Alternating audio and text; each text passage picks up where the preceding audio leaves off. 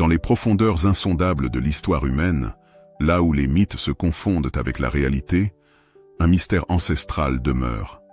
Et si les légendes de géants qui parcouraient autrefois la terre n'étaient pas seulement des récits de contes anciens, et si les Néphilim, ces êtres fascinants mentionnés dans les textes sacrés, avaient réellement existé? Aujourd'hui, nous plongeons ensemble dans une aventure extraordinaire, une quête pour découvrir la vérité cachée derrière les Néphilim.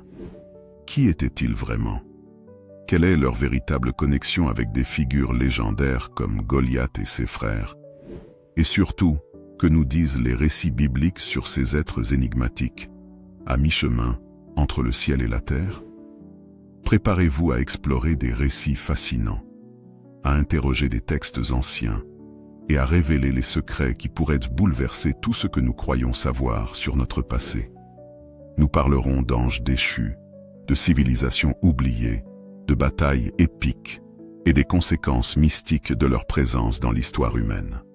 Une chose est sûre, vous ne verrez plus jamais le monde de la même façon après avoir écouté cette histoire.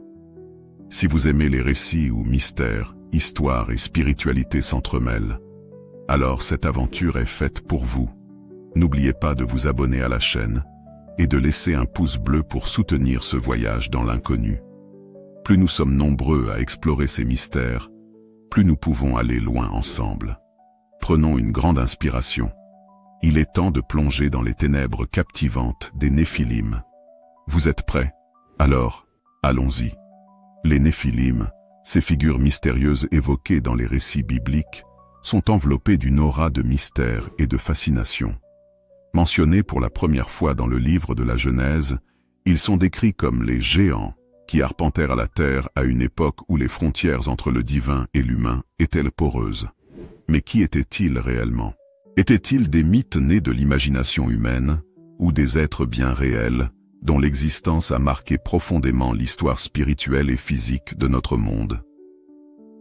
Pour comprendre leurs origines, il est essentiel de plonger dans les textes anciens, les récits apocryphes et les traditions orales qui ont tenté de percer le voile de ce mystère.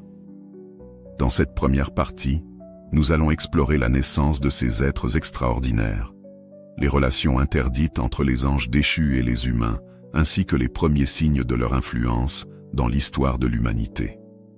Préparez-vous à être transportés dans un monde où le céleste rencontre le terrestre. Les Néphilim dans la Genèse. Une introduction troublante. Le terme Néphilim apparaît pour la première fois dans Genèse 6, versets 1 à 4. Un passage court mais chargé de mystère. Lorsque les hommes commencèrent à se multiplier sur la face de la terre, et que des filles leur naquirent, les fils de Dieu virent que les filles des hommes étaient belles, et ils prirent pour femmes celles qu'ils choisirent. Les Néphilim étaient sur la terre en ces temps-là, et même après, lorsque les fils de Dieu vinrent vers les filles des hommes et eurent des enfants avec elles. Ce sont les héros d'autrefois, des hommes de renom. Ce passage soulève plusieurs questions fondamentales. Qui sont les fils de Dieu mentionnés ici? Pourquoi leur union avec les filles des hommes aurait-elle donné naissance à des géants? Et pourquoi ces êtres sont-ils qualifiés de hommes de renom? Ces interrogations ont conduit à des interprétations variées, allant de visions purement spirituelles à des théories qui défient les limites de notre compréhension scientifique. Le terme « fils de Dieu » a été interprété de plusieurs façons au fil des siècles. Dans les traditions juives et chrétiennes, il est souvent associé à des êtres angéliques, des messagers divins qui vivaient autrefois en présence de Dieu. Cependant, un groupe particulier d'entre eux, connu sous le nom de veilleurs dans le livre d'Enoch, aurait désobéi à Dieu en descendant sur terre pour interagir avec les humains. Selon le livre d'Enoch, ces veilleurs furent séduits par la beauté des femmes humaines et choisirent de prendre forme corporelle pour s'unir à elles. De ces unions naquirent les Néphilim, des êtres hybrides, à la fois humains et célestes, mais dotés d'une force et d'une stature colossales. Cependant, certains érudits avancent une autre théorie. Les fils de Dieu pourraient être des dynasties puissantes, des rois et des nobles qui se sont autoproclamés divins. Cette interprétation fait écho aux récits de nombreuses cultures anciennes où les dirigeants étaient considérés comme des descendants des dieux. Le livre d'Enoch, un texte apocryphe datant d'environ 300 avant Jésus-Christ, fournit des détails fascinants sur les Néphilim. Il raconte comment un groupe de 200 anges, dirigé par un chef nommé Shemi-Haza, descendit sur le mont Hermon avec l'intention de prendre des femmes humaines. Ces anges enseignèrent également aux humains des arts interdits, tels que la fabrication des armes, la sorcellerie et l'astronomie. Voici un extrait marquant du livre d'Enoch. Ils engendrèrent de gigantesques enfants, dont la taille dépassait celle des arbres. Ces géants dévoraient tout sur leur passage et, lorsqu'ils n'avaient plus rien à manger, ils se retournèrent contre les humains. Cette description terrifiante révèle l'impact destructeur des Néphilim sur l'humanité. Non seulement ils étaient physiquement imposants, mais ils incarnaient également une corruption spirituelle et morale. Leur apparition marque également un tournant sombre dans l'histoire biblique. Dans le récit de la Genèse, la corruption apportée par les Néphilim et leurs pères angéliques est présentée comme une des raisons principales du déluge. Dieu, voyant la dépravation grandissante de l'humanité et l'impact de ces êtres hybrides, décide de purifier la terre à travers une catastrophe universelle. Ce lien entre les Néphilim et le déluge soulève des questions intrigantes. Ces géants ont-ils réellement survécu après le déluge, comme certains récits le suggèrent? Ou leur héritage s'est-il transmis à travers des mythes et des légendes?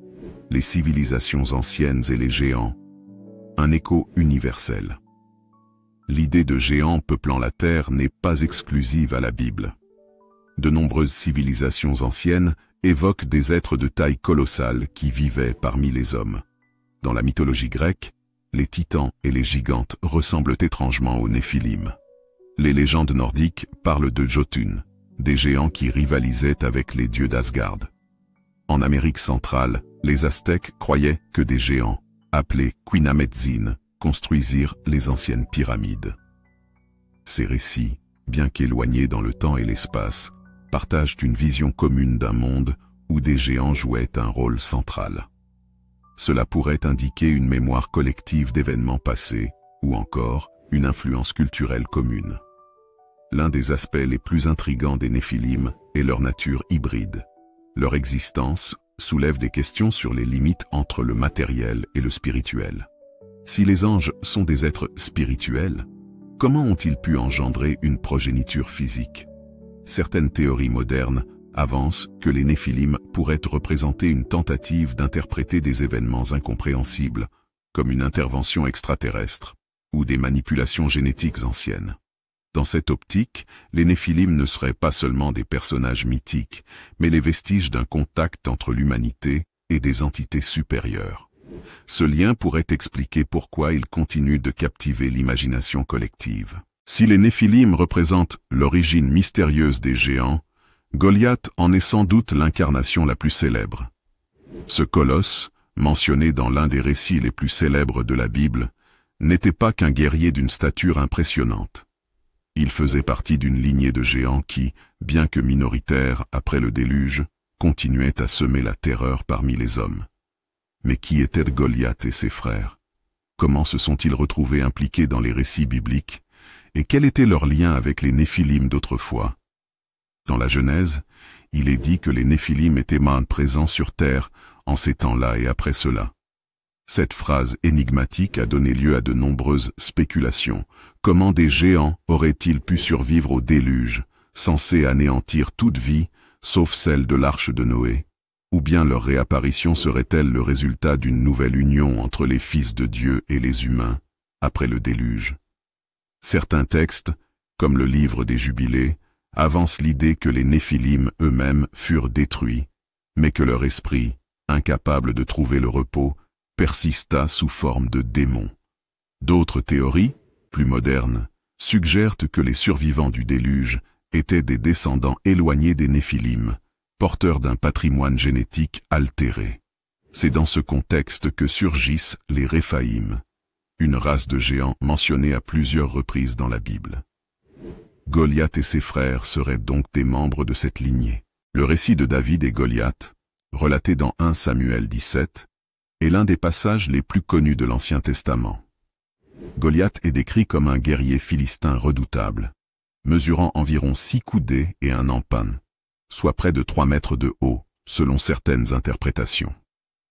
Voici une description marquante de Goliath dans le texte.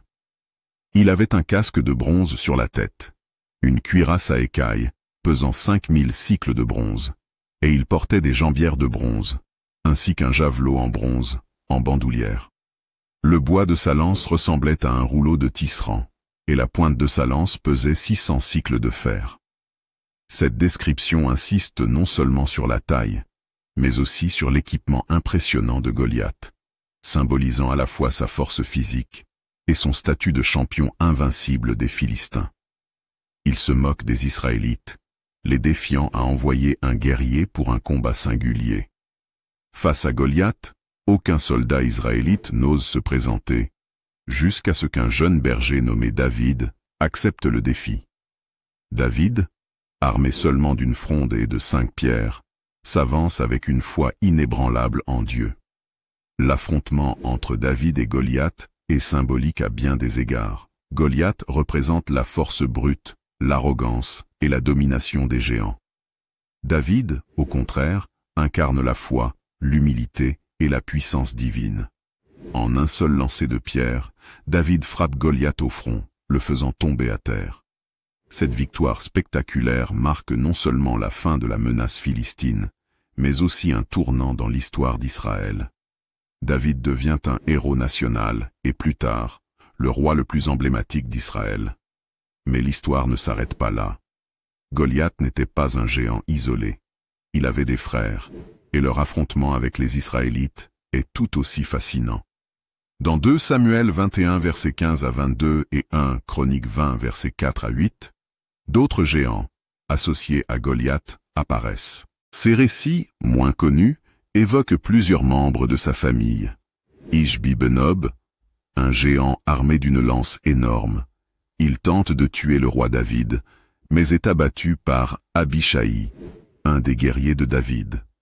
Saph, également appelé Sipaï dans certains textes, il est tué par Sibécaï, un autre guerrier israélite, un géant aux 6 doigts et 6 orteils. Ce colosse, doté d'une anomalie physique fascinante, est décrit comme ayant 6 doigts à chaque main et 6 orteils à chaque pied. Il est tué par Jonathan, le neveu de David, un frère de Goliath. Mentionné simplement comme un autre géant lié à Goliath, il est tué par Elhanan, un guerrier israélite. Ces récits mettent en lumière une lignée entière de géants, tous liés par leur taille et leur puissance extraordinaire, mais aussi par leur rôle d'ennemis jurés d'Israël. L'apparition répétée de géants dans les batailles bibliques soulève une question intrigante. Pourquoi ces êtres colossaux étaient-ils systématiquement en opposition au peuple d'Israël? Certains érudits y voient un motif symbolique, les géants représentant les forces du mal qui cherchent à écraser le plan divin pour l'humanité. D'autres, cependant, envisagent une raison plus historique. Les géants auraient pu être les vestiges d'une ancienne population, chassée et persécutée par l'expansion des Israélites. Dans ce contexte, les guerres d'Israël contre ces géants prennent une signification supplémentaire. Elles marquent la victoire du divin sur les puissances terrestres corrompues. Les géants bibliques, y compris Goliath et ses frères, continuent de fasciner au-delà des cercles religieux. Plusieurs théories modernes tentent d'expliquer leur existence. Perspectives archéologiques.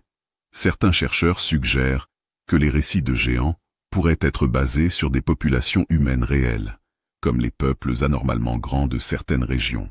Théories extraterrestres. Certains partisans des théories anciennes des astronautes voient les Néphilim et leurs descendants comme le produit d'interventions extraterrestres, ce qui expliquerait leurs caractéristiques physiques et leur savoir avancé. Symbolisme spirituel.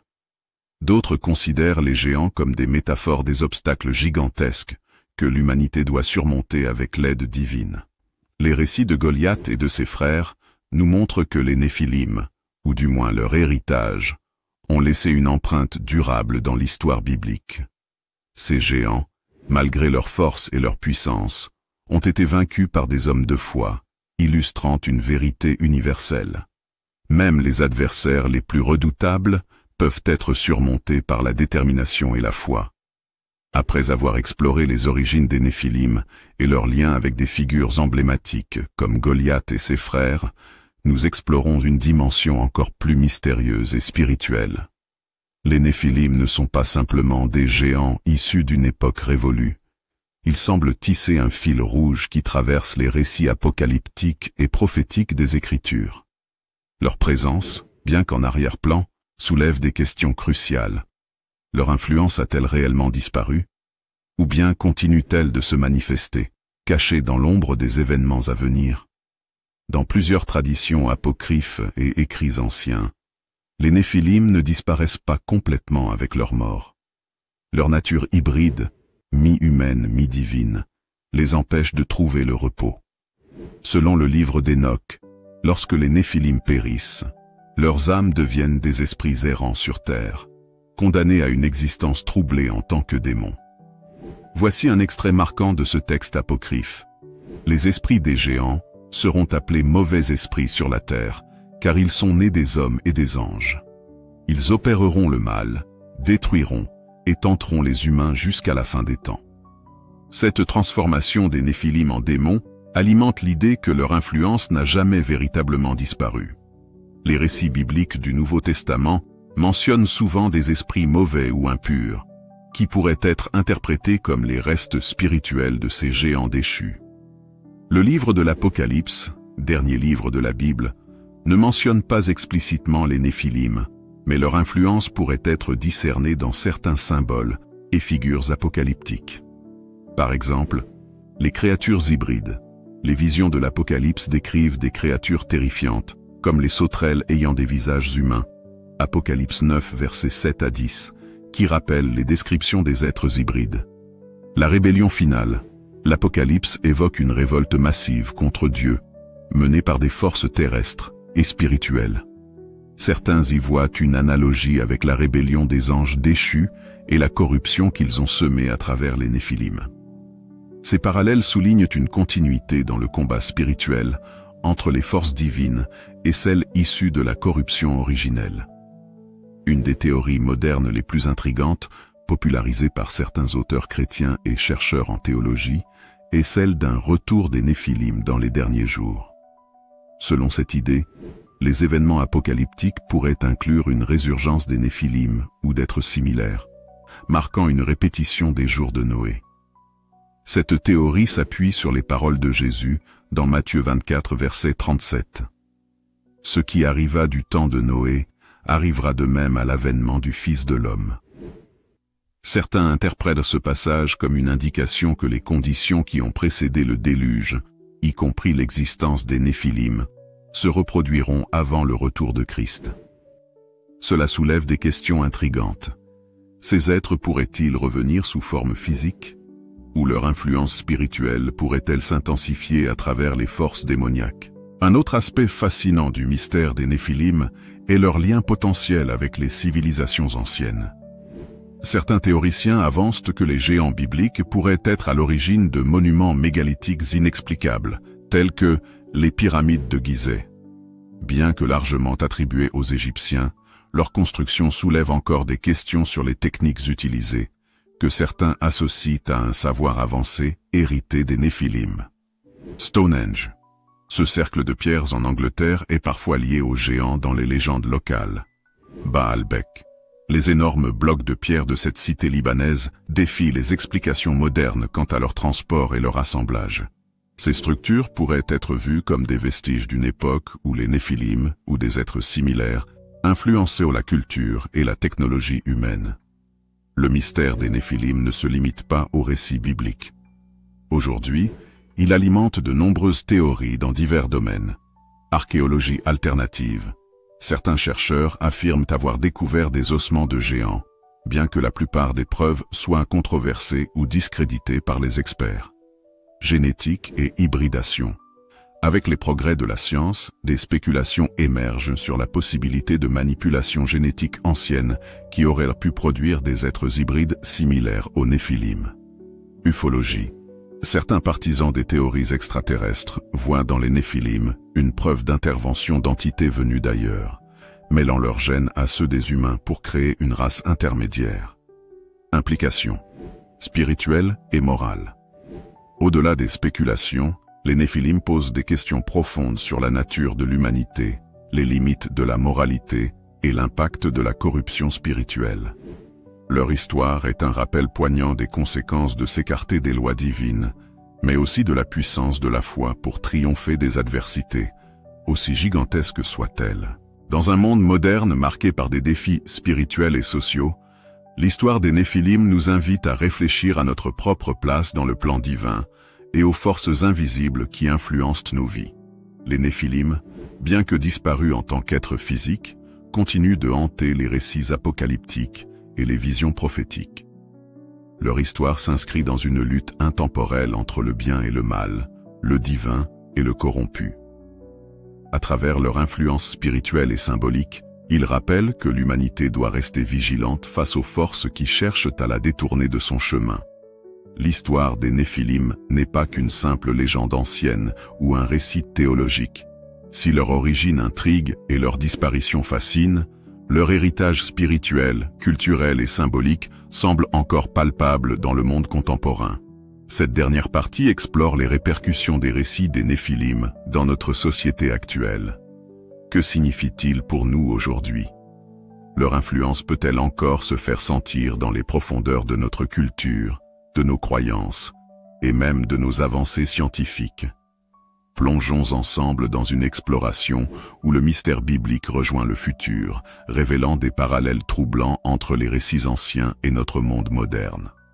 Les Néphilim et l'humanité moderne, une influence spirituelle persistante. Si les Néphilim, en tant qu'êtres physiques, ont disparu, leurs actions ont laissé une empreinte spirituelle durable. Le livre d'Enoch, ainsi que d'autres textes apocryphes, mentionnent que leurs esprits, condamnés à errer sur terre, continueraient à semer le chaos et la confusion parmi les hommes. Ces esprits errants, identifiés comme des démons, sont souvent liés aux tentations, à la corruption morale et à des phénomènes spirituels inexpliqués. Dans un monde moderne marqué par des luttes spirituelles, des crises existentielles et une quête incessante de sens, certains considèrent que l'influence des Néphilim pourrait encore se manifester sous des formes plus subtiles. Culture populaire. Les récits de géants, d'êtres hybrides et de créatures divines ou démoniaques continuent d'alimenter les films, la littérature et les jeux vidéo. Les œuvres de fiction inspirées par ces récits témoignent d'un intérêt persistant pour ces figures mystérieuses. Conflits moraux. La lutte entre les idéaux divins et les influences corrompues reste une thématique universelle, que ce soit dans la politique, la science ou la religion. Parallèle troublant. Les jours de Noé et notre époque. Dans les évangiles, Jésus affirme que les jours de son retour ressembleront à ceux de Noé. Les jours de Noé étaient caractérisés par une violence généralisée, une immoralité extrême et une corruption spirituelle, mais également par la présence des Néphilim. Des parallèles troublants peuvent être observés avec notre monde moderne. Aujourd'hui, les avancées en génétique, comme le clonage ou l'édition de l'ADN avec des outils comme CRISPR, ouvrent la porte à des possibilités autrefois inimaginables. Certains chercheurs envisagent même des manipulations génétiques pour améliorer l'être humain.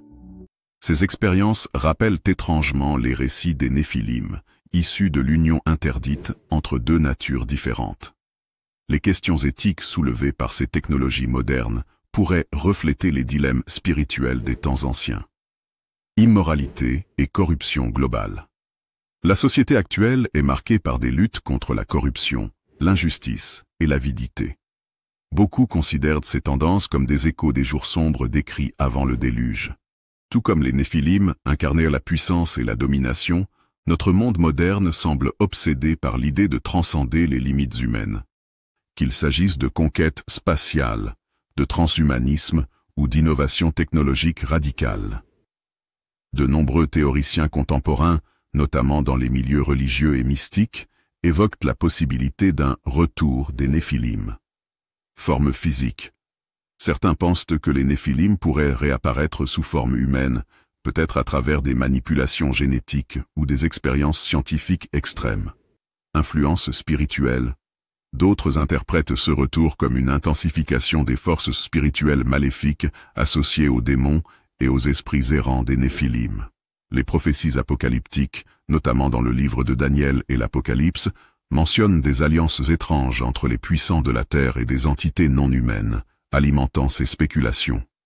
Au fil des siècles, des récits d'ossements géants découverts dans différentes parties du monde ont alimenté l'imaginaire collectif. Bien que ces affirmations soient souvent contestées par la communauté scientifique, elles soulèvent des questions fascinantes. Légendes locales, de nombreuses cultures, des Amérindiens aux Scandinaves, parlent de géants ayant peuplé la Terre autrefois. Ces récits pourraient-ils être des souvenirs lointains des Néphilim? Monuments mystérieux. Les structures mégalithiques, telles que les pyramides ou les dolmens, continuent de défier les explications conventionnelles. Leur construction aurait-elle impliqué une intervention surhumaine? Ces mystères, bien que non prouvés scientifiquement, rappellent les récits bibliques des Néphilim et leur influence supposée sur l'architecture et la culture des civilisations anciennes. Au-delà de leur réalité physique ou spirituelle, les Néphilim symbolisent des luttes universelles qui transcendent le temps. La corruption du pouvoir. Tout comme les Néphilim dominaient les hommes par leur taille et leur force, le pouvoir corrompt souvent ceux qui en abusent. La lutte contre l'oppression.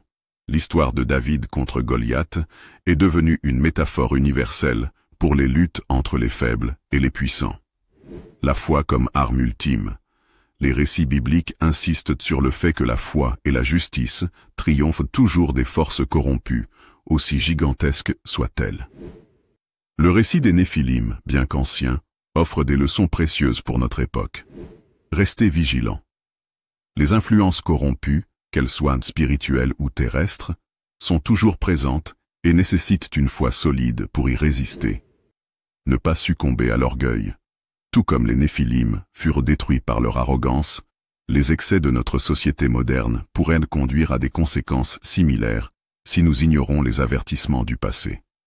Cherchez la lumière divine, la victoire de David sur Goliath montre que la foi et la reliance à Dieu sont des armes plus puissantes que n'importe quelle force physique ou intellectuelle. Conclusion de la 4e partie. Une histoire sans fin. Le mystère des Néphilim est bien plus qu'un récit biblique. Il résonne comme une histoire intemporelle, reflétant les luttes spirituelles, les défis éthiques et les ambitions de l'humanité. Que leur héritage soit réel ou symbolique, il nous rappelle que notre monde est le théâtre d'une bataille constante entre le bien et le mal, entre le divin et le corrompu. Dans cette conclusion, nous laissons chacun méditer sur les implications profondes de cette histoire. Peut-être que les Néphilim, qu'ils soient une réalité historique ou une métaphore spirituelle, nous invitent à réfléchir à notre propre rôle dans le plan divin.